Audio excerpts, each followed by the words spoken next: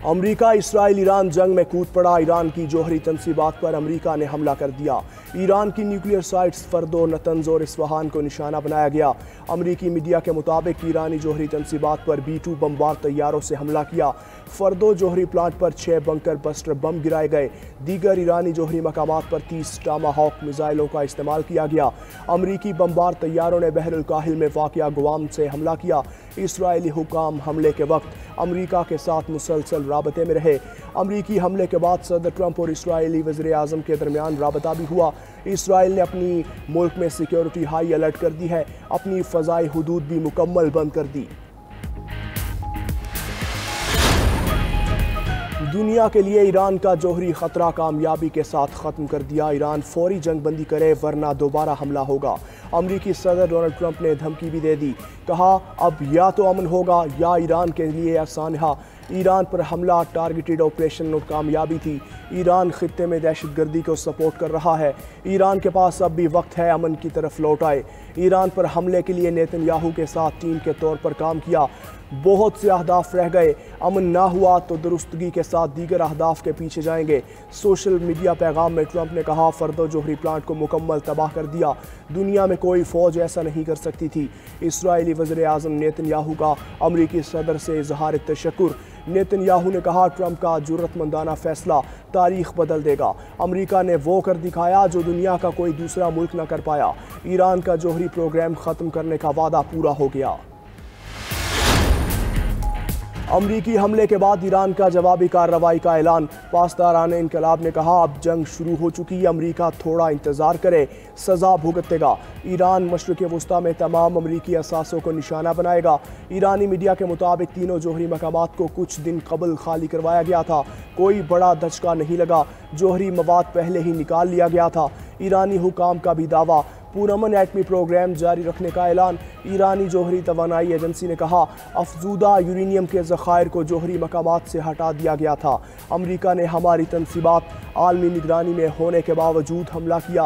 उम्मीद है आलमी बरादरी हमारे जायज़ हुकूक के हुसूल में साथ देगी। मुतासरा न्यूक्लियर साइट्स पर आलूदगी के कोई आसार नहीं, ना ही करीबी इलाकों के रिहायशियों को कोई ख़तरा है।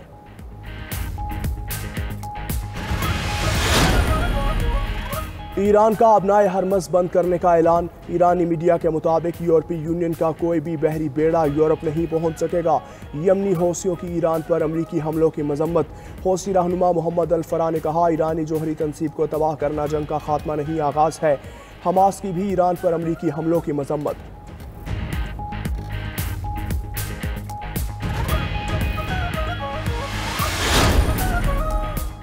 ईरान पर अमरीकी हमले के बाद अमरीकी शहर न्यूयॉर्क में सिक्योरिटी सख्त कर दी गई। न्यूयॉर्क पुलिस का कहना है कि मजहबी, सकाफती और सिफारती मकामात पर इजाफी अहलकार तैनात कर दिए। उधर अमरीकी महकमा खारजा ने अपने शहरियों को ईरान का सफ़र न करने की हिदायत कर दी।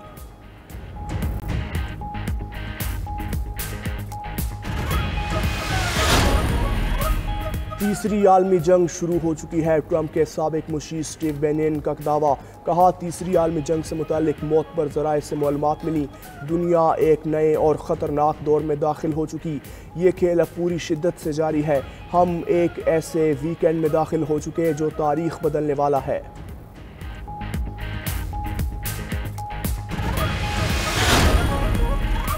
अमरीकी सेनेटर बर्नी सैंडर्स और डेमोक्रेटिक रुकने कांग्रेस सारा जैकब्स ने अमरीकी हमला गैर आइनी करार दे दिया। बर्नी सैंडर्स का कहना है कि जंग का ऐलान सिर्फ कांग्रेस का इख्तियार है, अमरीकी सदर का नहीं। अक़वाम मुत्तहिदा के जनरल सेक्रेटरी का ईरान पर अमरीकी हमले पर इजहार तशवीश। एंटोनियो गुतेरेस ने कहा कि अमरीकी हमला बैनुल-अक़वामी अमन और सलामती के लिए बराह रास्त ख़तरा है। आगे बढ़ने का वाहिद रास्ता सिफारतकारी है। कोलंबिया के सदर गस्टाओ पेट्रो की भी अमरीकी हमले की मजम्मत। कहा ईरान कोई जौहरी हथियार नहीं बना रहा था। अमरीकी हमलों से मशरिक़ वस्ता को आग लग गई। हम आलमी अमन का मुतालबा करते हैं। ईरानी मिसाइल हमलों से तल अबीब और हिफा में तबाही। ईरान ने जदीद मिसाइलों से फौजी मराकज़, फ़ज़ाई अड्डे, कमांड एंड कंट्रोल मराकज़ को निशाना बनाया। इसराइली मीडिया के मुताबिक दारुल हुकूमत तल अबीब में ज़ोरदार धमाके सुने गए। वस्ती इसराइल में मिसाइल गिरने से इमारत में आग लग गई। ईरान ने देमूना में एटमी रिएक्टर पर भी मिसाइल हमला किया। ईरानी ड्रोन से इसराइल पर हमले की फुटेज सामने आ गई। ईरानी ड्रोन खामोशी से इमारत के करीब पहुंचा और फट गया। इसराइली फौज की भी ईरानी हमलों में तबाही की तस्दीक।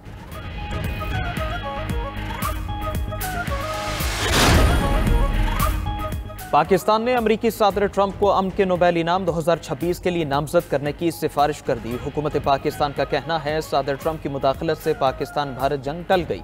आलमी बरादरी ने भारत की बिलाइख्तियार और गैर कानूनी जारहियत को देखा। सदर ट्रंप की हिकमत अमली से तेजी से बिगड़ती सूरत हाल पर काबू पाया जा सका। हुकूमत पाकिस्तान ने सदर ट्रंप की जानिब से मसला जम्मू कश्मीर के पुरअमन हल की पेशकश को भी सराहा। कहा कश्मीर का तनाज़ा जनूबी एशिया में अदम इस्तेहकाम की जड़ है। हल अक़वाम मुत्तहिदा की करारदादों के मुताबिक होना जरूरी है। सदर ट्रंप ने मीडिया से गुफ्तगू में कहा कि पाक भारत जंग बंदी पर उन्हें नोबेल प्राइज मिलना चाहिए, मगर नोबेल प्राइज सिर्फ लिबरल्स को मिलता है, ये लोग मुझे नहीं देंगे।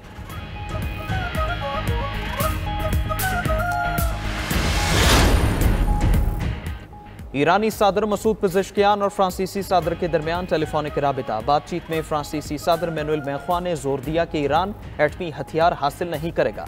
ईरान को पुरअमन एटमी प्रोग्राम की जमानतें देना होंगी। ईरानी सदर यूरोप और ईरान के दरमियान बातचीत में तेजी लाएं। यकीन है खतरात से बचने और जंग से निकलने का रास्ता मौजूद है। इस मौके पर ईरानी सदर ने कहा कि ईरान एटमी हथियार नहीं बनाएगा, लेकिन पुरअमन एटमी तवानाई का हक जरूर रखता है।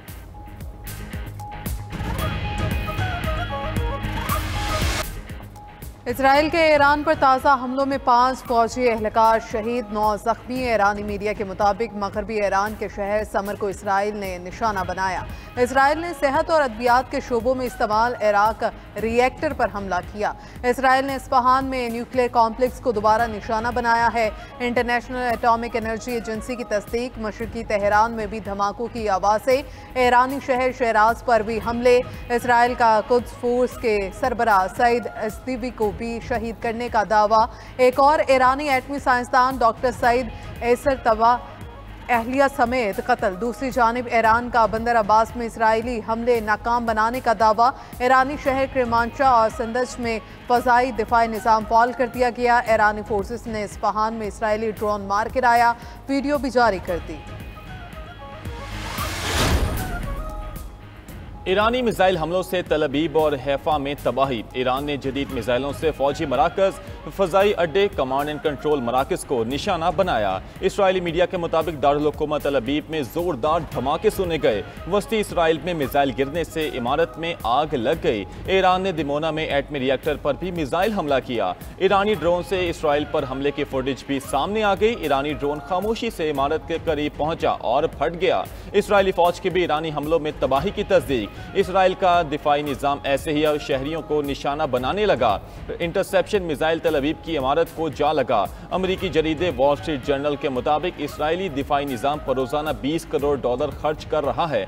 ईरान के खातिमुल अनबिया हेडक्वार्टर के तर्जमान का कहना है कि ईरान के हैरत अंगेज हमले इसराइल को घुटने टेकने पर मजबूर कर देंगे। ईरान ने मिसाइलों में कमी का इसराइली प्रोपेगेंडा मुस्तरद कर दिया। अगर ईरान के पास जौहरी हथियार हैं तो उन्हें ज़रूर इस्तेमाल करेगा। रूस की सलामती कौंसिल के नायब चेयरमैन दिमित्री मेदवेदेव कहते हैं नेतन्याहू चले जाएंगे, लेकिन ईरान नए आयतुल्ला की क़यादत में बरकरार रहेगा। ईरान का पता नहीं, लेकिन इसराइल का खुफिया जौहरी प्रोग्राम है। इसराइल और ईरान दोनों को अपने जौहरी प्रोग्राम तर्क कर देने चाहिए। और नायब वज़ीर आज़म इसहाक डार और फील्ड मार्शल सैयद आसिम मुनीर की इस्तांबुल में तुर्क सदर तैयब उर्दवान से मुलाकात। फरीकैन की ईरान पर इसराइली हमलों की शदीद मजम्मत। ईरान के दिफा के हक की हिमायत की। मशरिक़ वुस्ता में कशीदगी कम करने पर गुफ्तगू। आलमी बरादरी से मशरिक़ वुस्ता में क़याम अमन के लिए किरदार अदा करने का मुतालबा किया। पाकिस्तान और तुर्की के ताल्लुकात मज़ीद मजबूत बनाने के अज़्म का इयादा।